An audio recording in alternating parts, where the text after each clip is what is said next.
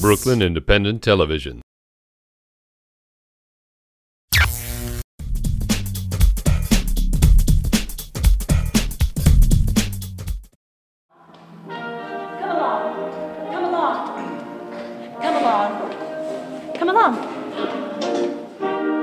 I'm Jessica Brader. I'm the founding artistic director of Polybe Seats, and I'm the director of A History of Launching Ships. Our company has a history of partnering with other Brooklyn cultural organizations and producing plays in non-traditional theater spaces, activating the space. Polybe Seats knew that they wanted to make a play about the Navy Yard, and they came to us for inspiration and suggestions and guidance. They were interested to see what it would be like to have a show come in, a theatrical production come in. It's the first one that's ever been at the Brooklyn Navy Yard. When most people think of the Brooklyn Navy Yard, they probably think of World War II. And when we tell them that we're doing this story of this woman who was rescuing prisoners of war during the Revolutionary War, they kind of are like, what? That really happened? That's amazing. Thou scorpion, fatal to thy crown. They perform it in the galleries of the exhibition space at Building 92. Song requirest my lay. Thy sultry depths I know, and all the torments that exist below. The path through the house is sort of echoed in the path of the script because all of it was developed together. I wanted to write something that was sort of an independent story and characters that would embody or kind of be inspired by the spirit of the yard. They put us into contact with their archivist, Meredith. Most of the research projects that I get are, very specific, and Avi really had a very open approach. I wanted to write a play that had an all-female cast, mostly because we have these 4 great actresses that I wanted to write something for. And they sing. We're all inspectors and shudder to think. Without our anchors, our navy would sink. 2, 3, 4. We stamp it here, we stamp it there. But in a rush, without a blush, we give it a stupid stare. I started with a lot of female materials. Our oral history collection played a big role. They got very inspired by the story of women, the holistic story of women on the Navy Yard. The oral histories really offer a personal touch, and I think that comes through in the show, actually. When I heard about the British prison ships, I knew that I wanted to start there somehow. Shut from the blessings of the evening air, pensive we lay with mingled corpses there. And then happened upon the story of Elizabeth Bergen, who was a woman who sort of tended to prisoners on those ships and was recruited to help 200 of them escape. That winter, a few at a time, we snuck 200 off, some from every ship, 200 off Strongbow, Jersey, Scorpion, over the ice, and back into the Revolution. Not much is known about her, but that was good for me. So I could fill in the blanks.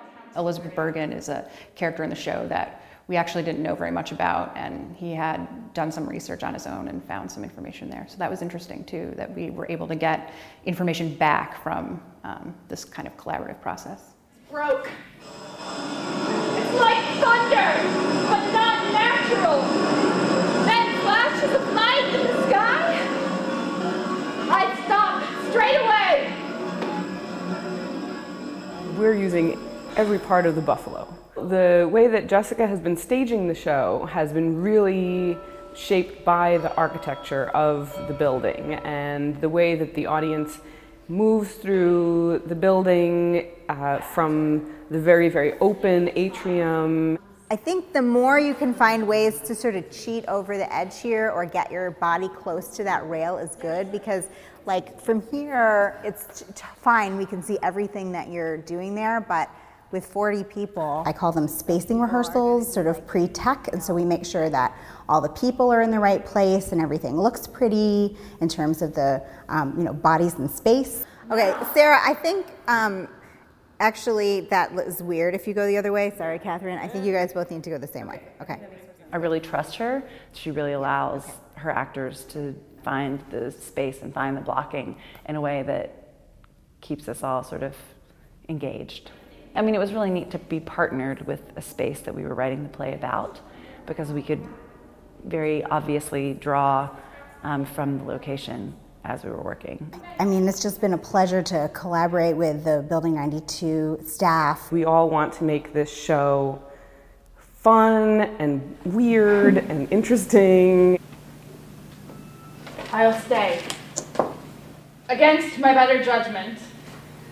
Out of mercy, I'll stay. Thank you. We'll get started immediately. Oneida will show you to Father's room. I don't have any clothes with me. You can wear some of ours. Or wash yours if ours are too small for you. You have the feeling of how you act in a museum, as well as how you act in a theater, as well as I'm at the Brooklyn Navy Yard. The space and the history of the space really is the production. And so we're hoping that our work with Polybe Seats inspires other artists to play around with the archival materials and find the stories that inspire them. You might not think to come here for a play, but we have one, so come check it out.